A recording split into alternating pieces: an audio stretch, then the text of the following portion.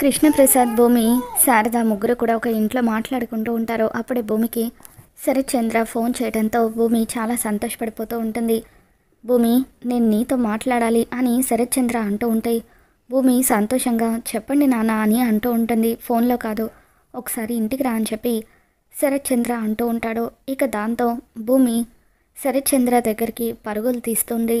ఇక భూమి ఇంటికి వచ్చిన తర్వాత శరత్ చంద్ర భూమితో, నిన్ను నా కూతురుగా ఒప్పుకుంటే నీకు సంతోషమేనా అని చెప్పి శరత్ చంద్ర అంటూ ఉంటాడు.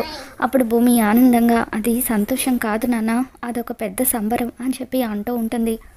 ఇక అప్పుడు శరత్ చంద్ర, నా పెద్ద కొడుకు గగన్ ఎలాగూ నాకు అంత్యక్రియలు జరిపించలేకపోయాడో కనీసం అతని చేత పిండ ప్రధానమైన చేయించండి అని నా చెల్లెలి కళ్ళలోకి వచ్చి ఆ కృష్ణప్రసాద్ చెప్పాడట.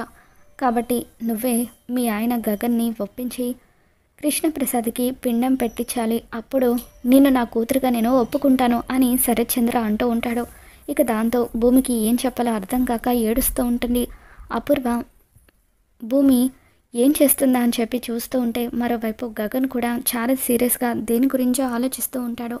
మరి రాబోతున్న ఎపిసోడ్లో ఏం జరగబోతుందో మళ్ళీ మన ఛానల్లో తెలుసుకుందాం. ఈ వీడియో మీకు నచ్చినట్లయితే తప్పకుండా లైక్ చేయండి.